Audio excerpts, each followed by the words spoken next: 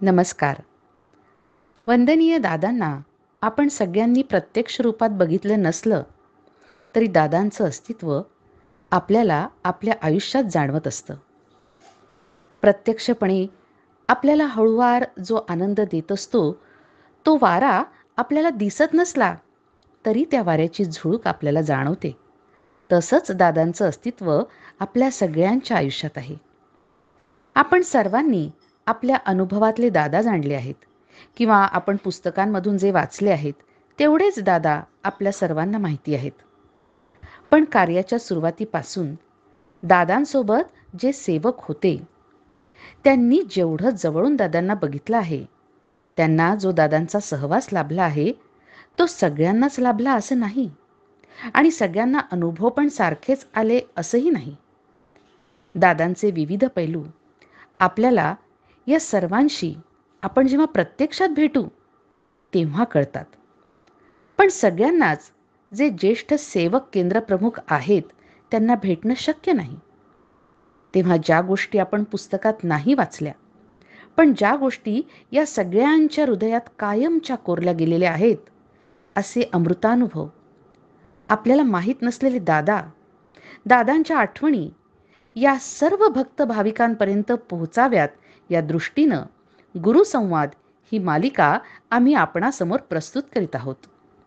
या मालिकेमधून आपण न ऐकलेले, आपल्याला माहीत नसणारे वंदनीय दादांसोबतचे या सर्वांचे सुखद क्षण अशा सर्व ज्येष्ठ गुरुबंधू भगिनी आणि केंद्रप्रमुखांकडून घेतलेल्या या मुलाखती आपण सर्वांना मार्गदर्शक आणि येणाऱ्या तरुण पिढीला प्रेरणा देऊन प्रोत्साहित करून कार्य पुढे नेण्याला निश्चितच मार्गदर्शक ठरतील. या सर्व मुलाखती या चॅनलवर आपणास बघायला मिळणार आहेत. तेव्हा या अमृतानुभवांचा आपण सर्वांनी लाभ घ्यावा ही आपण सर्वांना विनंती. शुभम भवतु.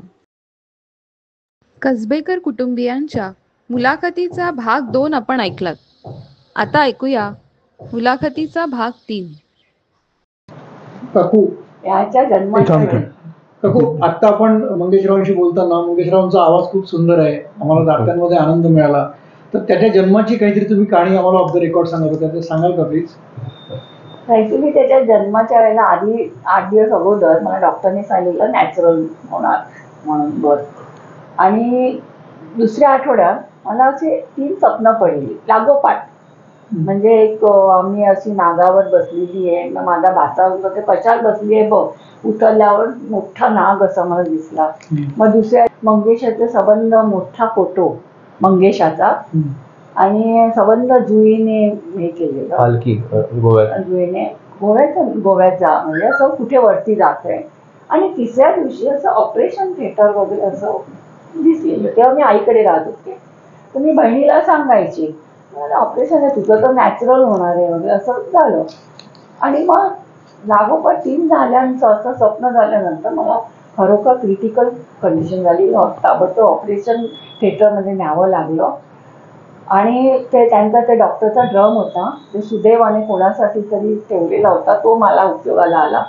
तेव्हा डॉक्टर म्हणाले, ते डॉक्टर मंगेशीकर ते म्हणाले मंगेशाची कृपा म्हणून वाचला लेबनम रोडवरती हॉस्पिटल आहे, मंगेशाची कृपा असं ते म्हणाले एकदम मुंबईला. मी मनात म्हटलं दादांची कृपा. आणि मग नंतर याच्या बारशाचं आम्ही प्रत्येक गोष्ट म्हणजे दादांना विचार करायचं बारसं कधी करायचं, तर त्यांनी डेट दिली 26 मार्च. हा झाला 24 फेब्रुवारीला, 26 मार्चला डेट दिली बारशाची. मग नाव काय ठेवायचं, त्याने एकदम उत्स्फूर्तपणे म्हटलं मंगेश. काहीच माहित नव्हतं हे स्वप्न वगैरे काहीच नाही, त्यांनी मंगेश, त्यांना सगळं माहित. म्हणजे आता काय सांगणार.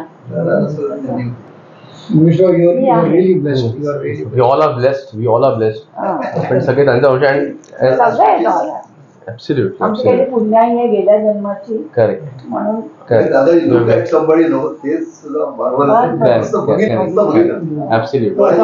नजरे करम, त्याला आपण नजरे करम म्हणतो. मला असं कळतच गुरु आहे नुसतं दादा बघितलं असं वाटायचं की एवढा आनंद व्हायचा ना, वाटायचं काय. आणि असं ना आपल्या असं नाहीये, इतके डाऊन वाढवते आणि असं वाटायचं अरे हे दादांना आपण असं एवढं बोललो असं आता असं बघितलं तर असं डोळ्यात पाणी येतं. मला खरं म्हणजे मी तुम्हाला खरं सांगतो, आपण दादांना ओळखलंच नाही.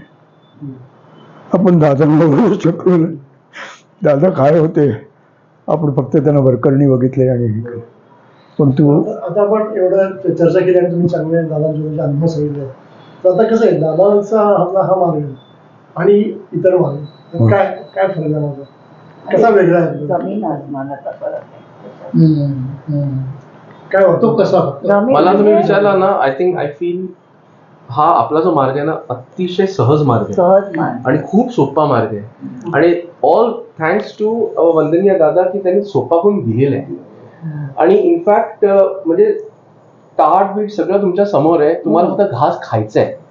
If you look at any other section, कुठेही तुम्ही जा तुम्हाला काही ना काहीतरी करावं लागतं. दिस इज एक्स्ट्रीमली सहज मार्ग. आणि हा बोल. आणि सहजपणे आपल्याला मिळत गेलेलं आहे.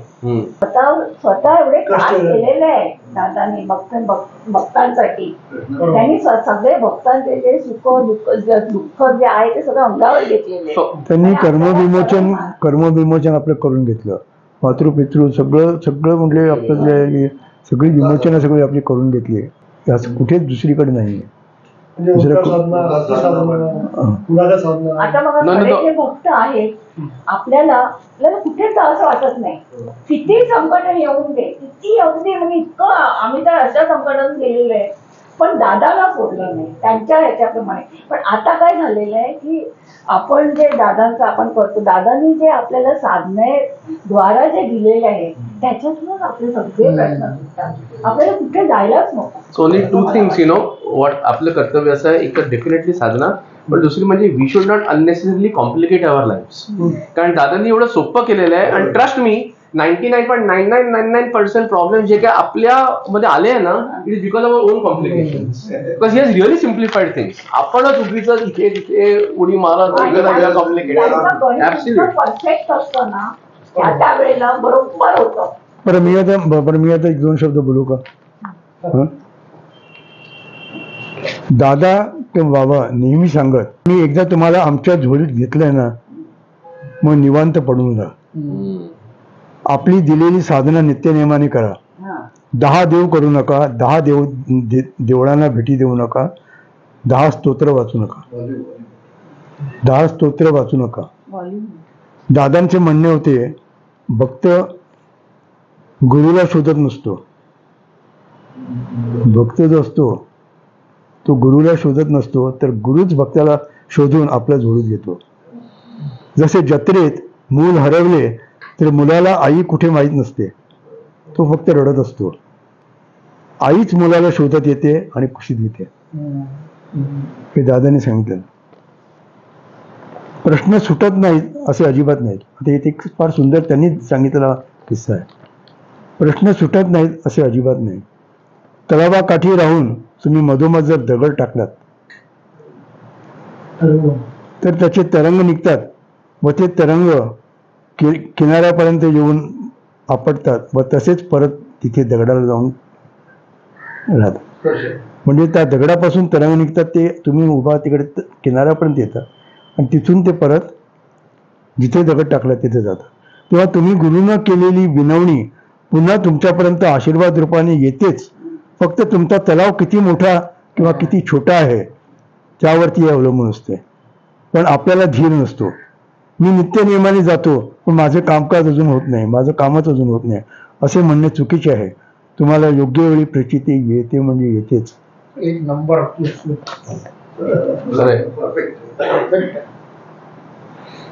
म्हणजे हे सुद्धा झालेलं आहे की दादा जरी असले प्रत्येक केंद्रावर दादा आहे. दादांकडे अगदी म्हणजे अशा बाया वगैरे यायच्या. म्हणजे असं म्हणजे बघा दादांना म्हणायचं अरे माझ्याकडे कोणी मोलकरीने टिकत नाही, काय करू, असले छोटे छोटे प्रश्न घेऊन विचार तर काय बोलणार. परंतु मी तुम्हाला एक चांगलं एक हे सांगतो की दादांचं आपण जे कामकाज म्हणतो, हा कामकाजाबद्दल बोलतोय आम्ही. कामकाज होतं त्याचं म्हणजे आपण एखादं म्हणतो ना की एखादा चांगला निष्णात डॉक्टर डायग्नोसिस बरोबर कसं करतो, त्या पॉईंटवरती कसं तो सांगतो की हा प्रॉब्लेम आहे तुमचा. तसं दादांचं कामकाजामध्ये असायचं. ह्याचं एक उत्तम एक म्हणजे उदाहरण म्हणजे सांगतो. वंदनीय दादा सरळ आणि सोप्या भक्तांना उमजेल अशा भाषेत त्यांचा प्रश्न सोडवत. उदाहरणार्थ जर एखाद्या भक्ताने विचारले, माझी प्रकृती गेली कित्येक वर्षे बरी नसते, सर्व उपाय केले पण मी बरा होत नाही, तर दादा विचारत त्यांच्या समोर जमिनीवर हातातल्या दाबिणीने, म्हणजे एक ते हे होतं ना लोबानाचं धुपारडं, त्याच्यात त्याची कोळशी हे करायला त्याची ती दाबण वापरायची. त्या दाबणीने ते एक तिकडेच जमिनीवरती नकाशा काढत आणि विचारत, ही तुमची जमीन बघा, ही तुमची जमीन वडिलोपार्जित मूळगावी अशी आहे, बरोबर. तू मनुष्य बरोबर म्हणायचं, बरोबर. ह्याच्या दक्षिणेला हे वडाचे किंवा कसलेही झाड आहे, बरोबर. त्याच्या खाली तुमच्या पूर्वजांनी काही मूर्तींची स्थापना केली आहे व तिथे नेहमी पूजा अर्चना दिवा लावला जाईल, बरोबर. हे कधीपासून बंद झाले. भक्त म्हणे, गेले जवळजवळ 20 वर्ष हे सर्व बंद आहे. ठीक आहे, तुमचा आजार कधीपासून सुरू झाला आहे. बरोबर 20 वर्ष आधीपासून. ठीक आहे, आता तुम्ही तिथे जाऊ शकत नसाल तर मी तुम्हाला एक श्रीफळ प्रसाद देतो, तो देवाला ठेवा व रोज तुपाचे निरंजन लावा, हळदी कुंकू व्हा आणि प्रार्थना करा की जी आम्ही सेवा गावी आमची सेवा गावी बंद झाली आहे ती या प्रसाद रूपाने पूर्ण करून घ्या व मला 5 आठवड्याने भेटायला या व सांगा कसे वाटते ते. तो भक्त 5 आठवड्यांनी येई व दादांना सांगे, माझा प्रकृतीचा विकार पूर्णपणे बरा झाला आहे. अशी नेमकी पद्धत होती व दादांची कामकाज होती. हे माझ्या बाबतीत घडलेलं आहे. हा जेव्हा जन्माला होण्याच्या अगोदर मी दादांकडे जेव्हा गेलेली, आधी मी यांनी विचारलेलं काय करायचं, तर त्यांनी सांगितलेलं की तेव्हा काय ते 30 पैसे शंकराच्या देवळात नित्य नियमाने ठेवायचं. मग मी रोज, आम्ही आईकडे होती तेव्हा, नेहमी नित्य नियमाने तिथे ठेवायची. मग संक्रांतीपर्यंत ठेवायचं असं सांगितलेलं. तर मी जानेवारीत दादांकडे गेली, वंदनीय दादांकडे. तेव्हा दादा मला म्हणाले की, मी विचारलं त्यांना, काय करू, तुम्ही तर संक्रांतीपर्यंत पुढे का नाही, महाशिवरात्रीपर्यंत ठेव. मग मी अक्षरशः महाशिवरात्रीपर्यंत ठेवलं आणि त्याच्यानंतर महालक्ष्मी बरोबर गणित. आता आपल्या कार्यकेंद्रावरती जे सेवक आहेत, हो, आधीचे नवीन सेवक भक्तवाळीचे, हो, तुम्ही काय सांगाल, म्हणजे कसं त्यांनी जे काही ते करते ते उत्तम प्रकारे का कार्य करते. कारण जे दादांनी मांडून दिलेलं आहे त्याच्या पलीकडे आपण कोणी जाऊ शकत नाही. केंद्राच्या आत एकदा तुम्ही आलात की तुमच्याकडून बाबा करून घेतात. कोणाला जर असं वाटलं मी करतो तर ते चुकीचं आहे. तुम्ही एकदा तिकडे आतमध्ये दरबारात त्यांच्या आलात ना की मग त्यांच्याचकडून सगळं करून घेतलं जातं. आणि तुम्ही धोतर घालता, तुम्ही समोर बसता म्हणून तुम्ही कोणी मोठे झालात असं ते सगळ्यांना एकच समजतात, कळलं की नाही. आणि असं कोणी असं वाटून घेऊ नये की मला अगदी मागे बसावं लागलं, असं काही नाही. सगळ्यांसाठी दादांचा आशीर्वाद सेम असतो. मी पण माझे सहज विसरलो, अवधूत भजन फार सोकलो.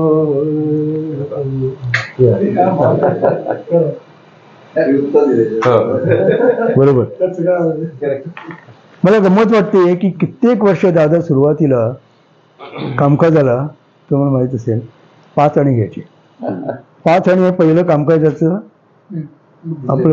5 आणे, 2 तुमची पानं आणि 1 सुपारी हे तर चालूच होतं. 5 आणे, ते 5 आणे कित्येक वर्ष चाललं, जग कुठे पोचलंय. मग दादांनी त्याचा 1.25 रुपये केला. तेव्हा सुद्धा काही अतिमहाभाव होते, अरे 1.25 रुपये केला असे म्हणणारे पण होते. मी म्हणत नाही कोणाला, पण नंतर 1.25 रुपये सुद्धा कित्येक वर्ष, जवळ 20 वर्ष 1.25 रुपये चालू होता. त्यानंतर तो 5.25 झाला. 5.25 व्हायला सुद्धा कित्येक वर्ष लागली. आणि आता काय 11 किंवा काय, आणि आता मग आता जसे जाणार हा आता 4 नाही. बाकीचे आपण केंद्रात पैसे जमा होतात हो त्यात आणि सामाजिक कार्य दादांनी कसं बरोबर बरोबर बरोबर केलेलं. ते पैसे कुठे आपण हे करतो? हे सगळं इतर जे आहे ना, आपल्या केंद्रासाठी जो काही खर्च असतो तो असतो. त्याशिवाय आपण अनेक अशा संस्था आहेत त्यांना आपण त्याचं हे करतो, म्हणजे अनुदान करतो, आणि त्यांना डोनेशन्स आपण देतोच. एन्डॉवमेंट्स आपल्या भरपूर आहेत. म्हणजे सगळे आशीर्वाद दादांचे. हो हो हो दादांचे. आणि इव्हन वृद्धाश्रमाला किंवा याच्यासाठी सुद्धा दादांकडून पैसे गेलेले आहेत बऱ्याच. इव्हन मला वाटतं दिल्लीमध्ये पण त्या बाबतीत मिनिस्टर्सना पण आपण जाऊन चेक दिलेले आहे त्याच्याबद्दल. ही सगळी कार्य जे आहे हे सगळं समाजकार्य आहे, आणि समाजकार्यामध्ये पण दादाने वाहून घेतलेलं आहे. परंतु एक मात्र गोष्ट आहे, दादा कधीच नाही, नावाचं म्हणत नाही, कधीच तुमचं काय म्हणतात ते राजकारणामध्ये पडले नाही. राजकारण हा विषय तुम्हाला काय बोलायचं असेल त्या बाहेर, इथे या दरबारामध्ये राजकारण चालणार नाही. मी निवडणुकीला उभा आहे, मला आशीर्वाद द्या, चला. आणि तसेच ते खेळामध्ये वगैरे सगळं म्हणजे लहान मुलांसारखेच व्हायचे. आम्ही एकदा गेलेलो त्यांच्या पुण्याला, तेव्हा क्रिकेट चालू होतं. ते म्हणाले बघा आता मी ते नारळ ठेवतो, आपली जिंकणार मॅच, आपण जिंकणार, जिंकली आता प्रश्नच नाहीये, तर नारळ ठेवला तर गमती पण त्यांच्या खूप. दादांच्या या या प्रवासामध्ये किंवा या कार्यामध्ये असा एखादा अविस्मरणीय तुम्हाला प्रसंग सांगता येईल का? की सगळे प्रसंग आहेत पण एक असा आहे की असं काही आहे का? मी बऱ्याचशी म्हटलं ना 25,000 रुपये कसे आले, हा प्रसंग माझ्या तरी अंगावरती काटा आणतो. करेक्ट. अरे कसे आले 25,000 रुपये, आणि बरोबर 25,000च द्यावे, आणि त्या शंकर शेट्टी बरोबर मुंबईहून त्याच दिवशी पुण्याला येऊन द्यावे 30 तारखेला, की 1 तारखेला दादा गोव्याला पोचतील आणि ते 25,000 त्या गाडीचे देतील. ह्याच्यासारखं ह्याच्या पलीकडे आणखी, आणि ते सुद्धा दादांच्या बाबतीत, आपल्या सगळ्यांच्या नाही. बाबांनी दादांना हा अनुभव दिला, ह्याच्या पलीकडे आणखी मी तरी काही सांगू शकत नाही. संमेलनाला वगैरे होते का? मी सगळ्यांना कधी, कारण मी नेहमी बाहेर असायचो. माझी आई नेहमी जायची. मी जवळजवळ 8 वर्ष मस्कतमध्ये होतो, 8 वर्ष मी घाना आणि नायजेरियाला होतो. त्याच्यानंतर आनंद सुद्धा टायर कंपनीमध्ये माझं इतकी कामं असायची की जवळजवळ 20 दिवस मी टूरवरतीच असायचो. मुंबईला आल्यानंतर सुद्धा माझी मुंबईहून म्हणजे सगळीकडे पण ऑल ओव्हर इंडियामध्ये टुरिंग होती. तर त्यामुळे नंतरच्या काळामध्ये मी जास्ती हे होऊ शकलो नाही. या मात्र रेग्युलर आहे, प्रत्येक ह्याच्या संमेलन अटेंड करायच्या चिरोड्याचं. परंतु पप्पा शिकत असताना आणि त्यावेळेच्या लहानपणी त्या ज्या ज्ञान होत्या त्या अजूनही माझं त्यातला 1% मी कुठे इकडे तिकडे नाही होते. आणि समजा असं कुठे मी आता कुठल्या केंद्रावरती आरतीला गेलो आणि बाबांची आरती म्हणत असताना त्यांच्या चालीमध्ये काही वेगळेपणा वाटला ना, तर ते मला थोडंसं, मी म्हणत नाही की त्यांनी तसं म्हणू नये, त्यांनी म्हणावं मावशी आपण म्हटलं तसं, परंतु ते मला कुठेतरी ते असं वाटतं की अरे थोडंसं मला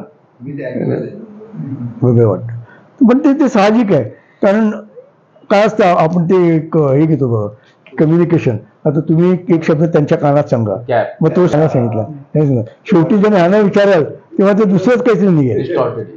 ते असं असतं ते. हा, तर त्याप्रमाणे थोडीशी चाल बदलणं, शब्द बदलणं हे थोडंसं होतच. भाव एकच ठेवा. आणि आणखीन काही लिखाण आहे याच्याबद्दल? हो, लिखाण भरपूर आहे याच्यामध्ये. तर बेसिकली मी काय केलं की आजोबांनी एक तर खूप लिहिलं, खूप काही गोष्टी लिहिल्या. इनफॅक्ट आजोबांची एक डायरी आहे जी आता आमच्याकडे काकांकडे आहे. त्याच्यामध्ये तर सगळ्या डायरीमध्ये ते आज दादा भेटले हिमकुंजमध्ये आणि डेट अनफॉर्च्युनेट. पण what I have with me, आणि त्याच्यासाठी मी स्पेशली या व्हिडिओसाठी मी केलं की हे सगळे पत्र लिखाण आहे. आणि हा खूप गोष्टींमध्ये आजोबांनी डिक्टेट केलेल्या गोष्टी आणि सगळ्या आध्यात्मिक आहे. 1-2 ठिकाणामध्ये दादांना लिहिलेले पत्र, दादांचे पत्र आहे. सो दिस इज, आणि ह्याच्यामध्ये जो व्हॉट आय से जो इट इज एक्स्ट्रीमली म्हणजे खूप आत्मीयता होती, खूपच आहे. आणि इट इज म्हणजे काय म्हणावं त्याला, खूप टची आहे. आणि it is too much of it very technical, spiritually खूप टेक्निकल शब्द आहे. So I would love to share that. एखादं वास्तविक छोटं व्हेरी डिफिकल्ट सर, कारण आता कॅमेरामध्ये पाहिजे तर मी तुम्हाला दाखवू एक शकतो. वाचून द्या फक्त. मी वडिलांना सांगतो वाचायला. हा, हे करू म्हणजे फोटो घेऊ. एक पप्पा, इफ यू कॅन रीड दिस. आजोबांचे. हे त्यांचंच अक्षर आहे. हो. Or you want to read this, you can read this and leave it to you. नाही फक्त मी पडतो. मानव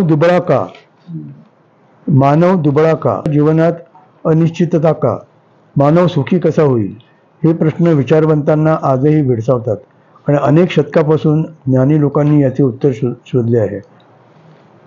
या प्रश्नांचे उत्तर कुट शब्दात किंवा बुद्धीच्या पलीकडील अतिरेंद्रिय जाणीवेमधून कुणाला मिळालेही असेल, परंतु सर्वसाधारण मानवाच्या अजूनही आकलनाच्या पलीकडे या समस्यांचे निराकरण आहे हेच खरे. तरी सर्वसाधारण मानवासाठी काही दिलासा आहे का, या संबंधात अनेक वाद आजपर्यंत उत्तरादाखल प्रस्तुत झालेले आहेत. नशीबवाद, भविष्यवाद, दैववाद, कर्मवाद वगैरे. परंतु अभ्यासांती या कोणत्याही वादांमधून याला समर्थक उत्तर मिळाले नाही. म्हणून आज प्रयत्नवाद हा सर्वश्रेष्ठ, बुद्धीला पटणारा असा जगात सर्वत्र घडवून गेला आहे. प्रयत्नवादातून तरी मानव सुखी होईल का? प्रयत्नवादातून मानवी जन्म निश्चितता, शांती, समाधान लाभेल का? जीवनाला निश्चितता, शांती लाभेल का? याचे उत्तर अनेक बुद्धिवादी असे देतात की प्रयत्न करणे आपले कर्तव्य आहे, यशापयशाची चिंता आपण करू नये. मग हा बुद्धिवाद किंवा प्रयत्नवाद कसा राहतो? प्रयत्न किंवा हे दादांनी लिहिलेलं पत्र आहे, एकदम डेलिकेट आहे. It's very delicate. तर if you can read it, आणि मी पकडतो पाहिजे तर, कारण काय ना, इट्स व्हेरी. एक मिनिट. हा आय जस्ट होल्ड इट. संध्याचं अक्षर आहे. हा, प्रिय मोहन लिहिलेलं ना पप्पा. हा होते, मग संध्याला ते हे केलं होतं. ते लिहिलेलं, पण संध्याचं अक्षर आहे. पण इट इज रिटन टू आजोबा ना. हो. ओके. प्रिय मोहन, नूतन वर्ष सर्वांना सुखाचे जावो. मी गोव्याहून इकडे आल्यावर तुला पत्र पाठवायचे होते, पण काल संध्याकाळी पुण्याला येईपर्यंत 21 दिवसांचा कार्यक्रम अगदी भरगच्च होता. गेल्या वर्षभरात गोव्याहून येताना प्रत्येक वेळी गुरुकृपेची शिदोरी घेऊन आलो. मोठ्याने व्हॉल्यूम. हा, तिथे मला ती उशी दे मागची.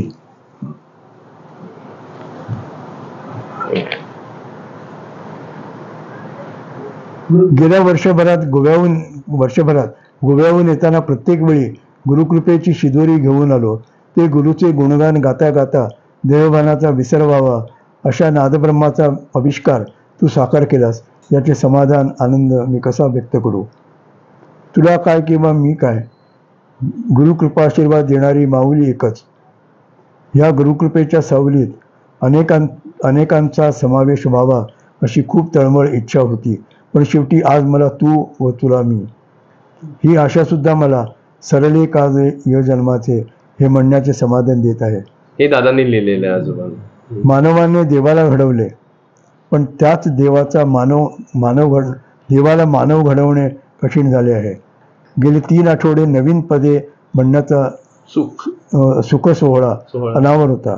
दत्त जयंतीच्या दिवशी परमपूज्य साईबाबांनी गुरु महाराज जय परब्रह्म सद्गुरू हे पद गोव्याला म्हणायला सांगितले होते. या रविवारी नूतन वर्षाबद्दल आरती आणि विभूती पूजन होते. परमपूज्य साईबाबांनी पुन्हा हेच पद सर्वांना म्हणाव्यास सांगितले.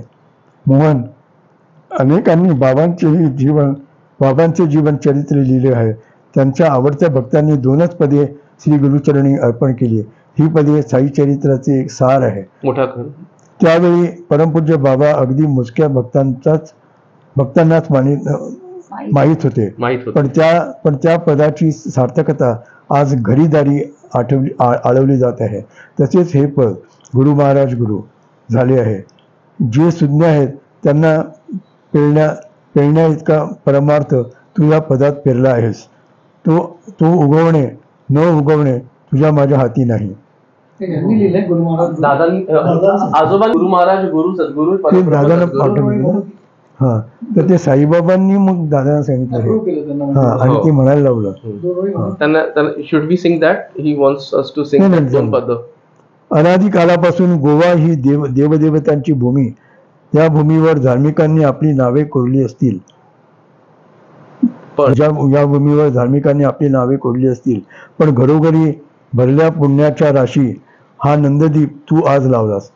त्याच्यामध्ये आहे बरोबर या पुण्याच्या. भरल्या पुण्याच्या राशी तू हा नंददीप तू आज लावलास.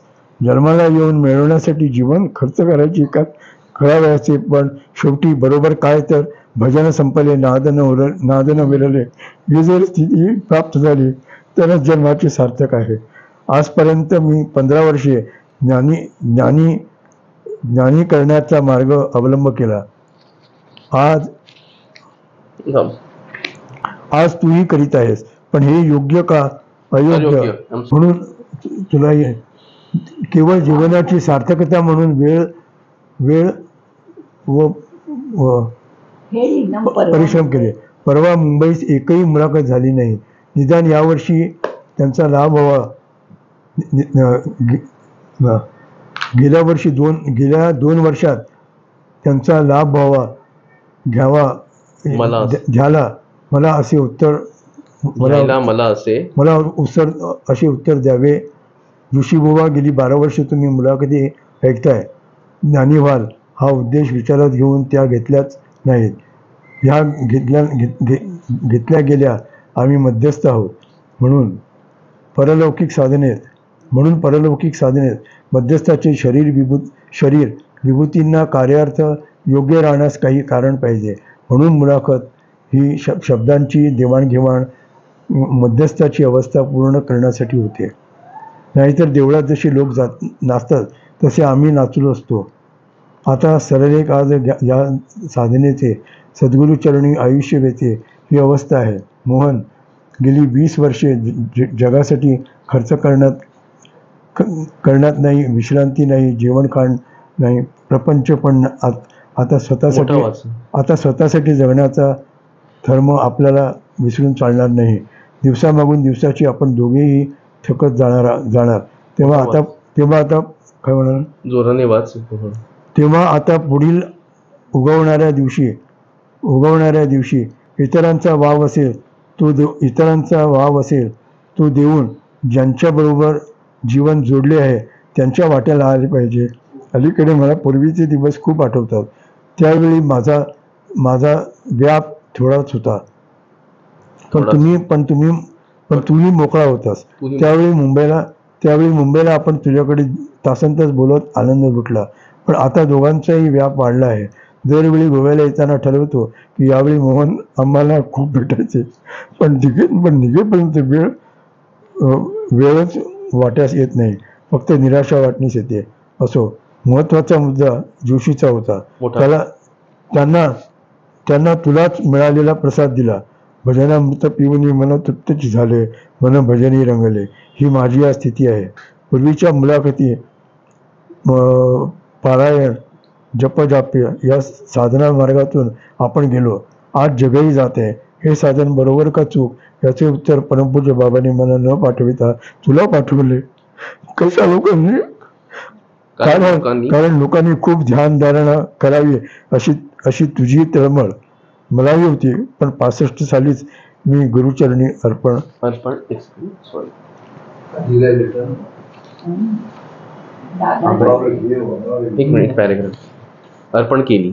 केली. परमपूज्य बाबांचे उत्तर सर्वश्रुत केलेस. भजन सद्गुरूचे साधन अवघे, गुरुने मज दिधले. हे पदच आता साधना यासाठी या तासाऐवजी 2 तास भजनामृत प्राशन करा व शेवटी म्हणा, गुरु महाराज वाणी मज द्या, अखंड भजन करू. मोहन, आता खरोखर लिहिण्यासारखे व बोलण्यासारखे काही शिल्लक नाही. ज्या कार्यमंदिराचा पाया मी उभारला त्यावर कळस तू चढवलास. आता हे धर्म कर्म मंदिर इतरांनी सांभाळायचे आहे. तू व मी सांभाळ करण्यासाठी जबाबदारी आपली आहे. तू व मी रात्रंदिवस तेथेच बसू म्हणाले तर इतरांना त्याचा सांभाळ करण्याची जबाबदारी आपली आहे. असो असे वाटणार नाही. हां, म्हणजे तू आणि मीच रात्रंदिवस इथेच बसू म्हणाले तर इतरांना त्याचा सांभाळ करण्याची जबाबदारी आपली आहे असे वाटणार नाही. ही श्री सद्गुरूंनी या जन्मात मानवाच्या गूढ जीवनापासून ते परब्रह्मापर्यंत सर्व दाखवले. आता एकच प्रार्थना, शेवट गोड करी. हे दादांनी बाबांना लिहिलेलं पत्र. हे वंदनीय जसं वंदनीय दादांनी या पत्रात लिहिलेलं आहे की गुरु महाराज गुरु जय सद्गुरू ही in a way is a Shri Sai चरित्रेचा सारांश आहे हा. तर पप्पा एक आपण ही भजन म्हणू, गुरु महाराज गुरु जय जय.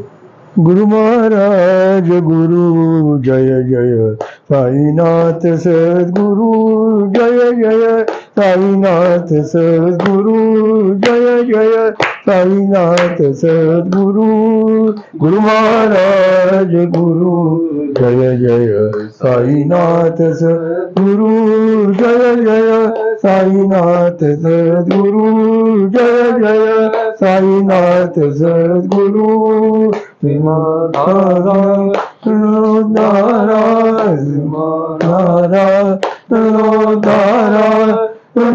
पावन कल्पतरू पतित पावन कल्पतरू. गुरु महाराज गुरु जय जय साईनाथ सद्गुरु जय जय साईनाथ सद्गुरु जय जय साईनाथ सद्गुरु.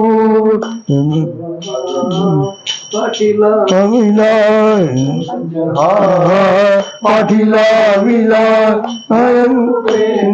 करू कृपेने करू. तनामाच्या भजनानंदे तनामाच्या भजनानंदे जीवन अमृते भरू जय जय जीवन अमृते भरू जय जय साईनाथ सद्गुरु जय जय साईनाथ सद्गुरु. टाळ मृदंग भजन सत्संग टाळ मृदंग भजन सत्संग ज्ञान हृदय धरू ज्ञान हृदय धरू. भजन संपले नादन विरले भजन संपले नादन विरले. उभे ठाकले गुरु जय जय उभे ठाकले गुरु जय जय साईनाथ सद्गुरु जय जय साईनाथ सद्गुरु.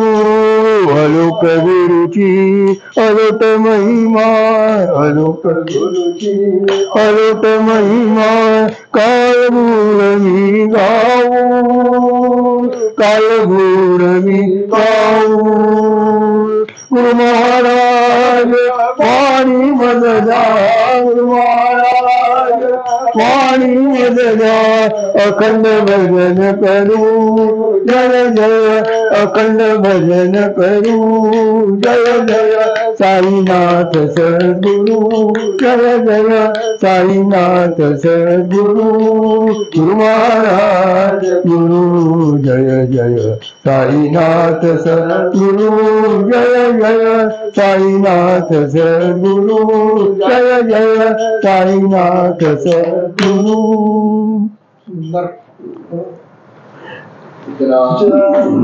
मी एक बाबा मला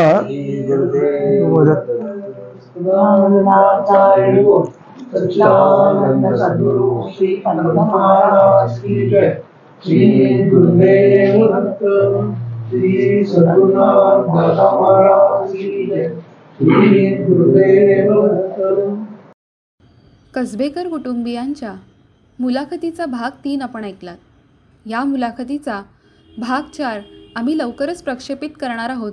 तरी सर्वांनी नक्की बघा आणि अशाच अनेक सुंदर मुलाखतींसाठी गुरुसंवाद चॅनलला सबस्क्राईब करा. अनेक लोकांपर्यंत गुरुसंवाद पोहोचवा.